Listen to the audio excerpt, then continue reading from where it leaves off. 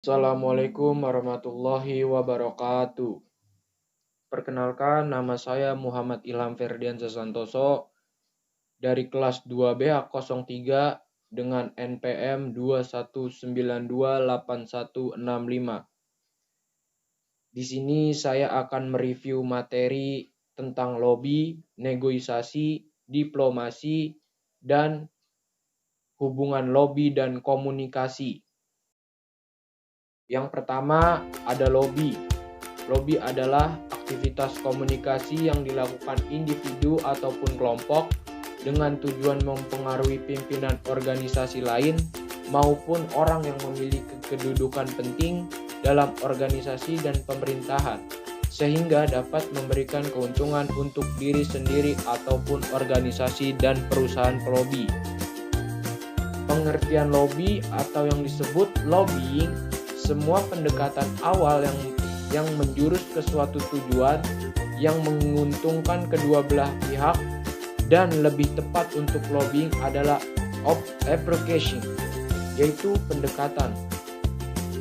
Dan karakteristik lobbying yang pertama ada bersifat tidak resmi atau informal, dapat dilakukan di luar forum atau perundingan yang secara resmi disepakati.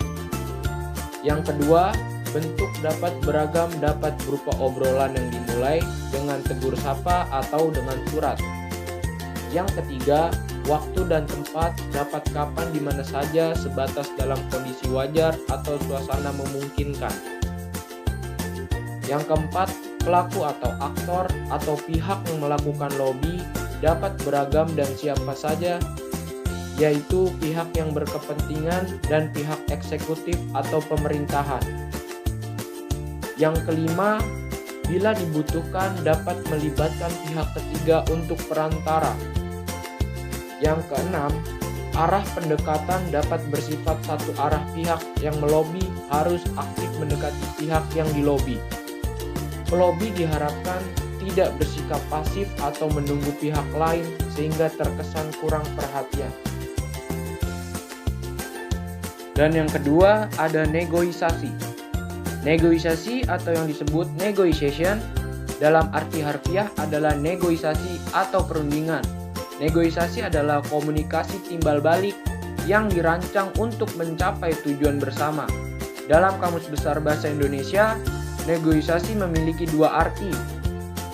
Yang pertama, proses tawar-menawar dengan jalan berunding untuk memberi atau menerima guna mencapai kesepakatan antara satu pihak, kelompok atau organisasi, dan pihak kelompok atau organisasi yang lain.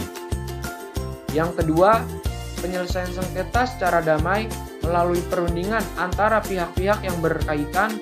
Secara ringkas dapat dirumuskan bahwa negosiasi adalah suatu proses perundingan antara para pihak yang berselisih atau berbeda pendapat tentang suatu permasalahan.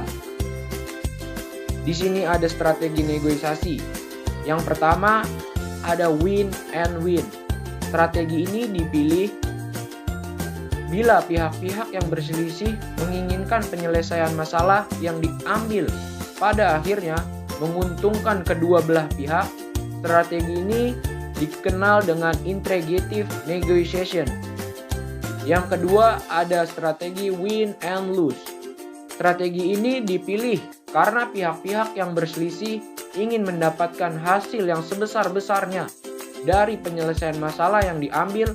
Dengan strategi ini, pihak-pihak yang berselisih saling berkompetisi untuk mendapatkan hasil yang mereka inginkan. Yang ketiga, ada strategi lose and lose. Strategi ini dipilih biasanya sebagai dampak kegagalan dari pemilihan strategi yang tepat dalam bernegosiasi. Akibatnya, pihak-pihak yang berselisih pada akhirnya tidak mendapatkan sama sekali hasil yang diharapkan. Yang keempat, ada strategi lose and win. Strategi ini dipilih bila salah satu pihak sengaja mengalah untuk mendapatkan manfaat dengan kekalahan mereka. Dan jenis-jenis negosiasi berdasarkan gaya dan pendekatan dalam proses negosiasi dibagi menjadi 4. Yang pertama, berorientasi pada bargaining, merupakan sebuah bentuk negosiasi yang menggunakan pendekatan yang digunakan oleh para komunikator yang kompetitif.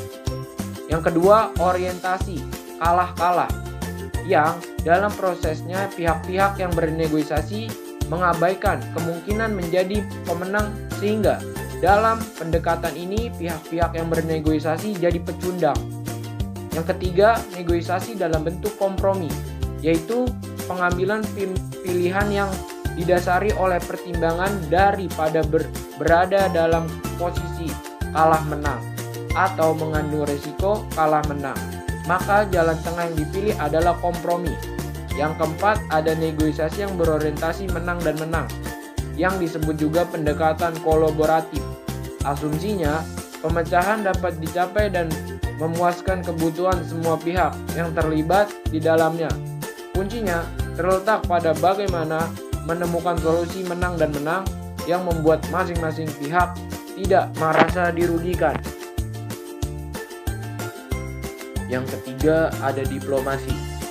Secara harfiah, diplomasi berasal dari kata diploma, Yunani sebuah kertas yang dilipat dua, yang didesain sebagai dokumen resmi negara atau dokumen sejarah, sebuah sertifikat perundingan, kewenangan, dan semacamnya. Menurut para ahli, diplomasi dibagi menjadi tiga. Yang pertama, jelas bahwa unsur pokoknya diplomasi adalah negosiasi. Yang kedua, negosiasi dilakukan untuk mengedepankan kepentingan negara. Yang ketiga, tindakan-tindakan diplomatik diambil untuk menjaga dan memajukan kepentingan nasional sejauh mungkin bisa dilaksanakan dengan sarana damai. Fungsi diplomasi, fungsinya adalah yang melekat pada seorang duta besar, kata Yusuf Badri. Diplomasi mencakup tiga hal. Yang pertama, negosiasi atau perundingan. Yang kedua, observasi. Yang ketiga, perlindungan. Tujuan diplomasi. Kautilya, ahli strategi politik di masa dinasti Maurya di India, memaparkan ada 4 motif diplomasi. Yang pertama, acquisition. Tujuan diplomasi adalah untuk membuat hubungan dengan negara lain, hubungan diplomatik.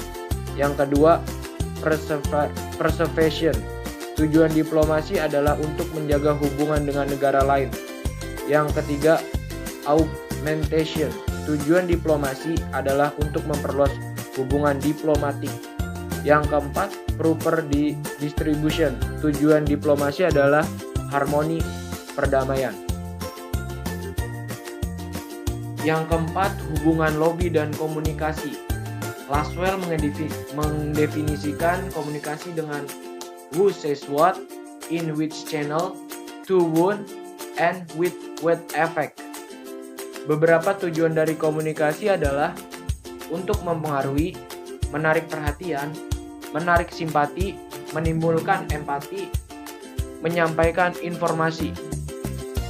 Posisi lobby dalam komunikasi dibagi menjadi 5 hal. Yang pertama, komunikasi intrapribadi. Komunikasi yang terjadi dalam diri sendiri dan pelakunya berbicara dengan diri sendiri secara sadar ataupun tanpa disadari. Contohnya berpikir. Yang kedua, komunikasi antar pribadi. Komunikasi yang dilakukan antar dua orang, dynamic communication, biasanya dalam bentuk tatap muka langsung. Yang ketiga, komunikasi kelompok. Sekumpulan orang yang mempunyai tujuan bersama, yaitu berinteraksi satu sama lain untuk mencapai tujuan bersama. Yang keempat, komunikasi organisasi. Tidak jauh berbeda dengan komunikasi kelompok, hanya saja kegiatan komunikasinya bersifat lebih formal dan lebih mengutamakan prinsip-prinsip efisiensi dan efektivitas. Yang kelima, komunikasi massa. Komunikasi yang menggunakan media massa sebagai medium atau salurannya, baik media cetak maupun elektronik. Dan biasanya kegiatan komunikasinya dikelola suatu lembaga atau orang yang dilembagakan.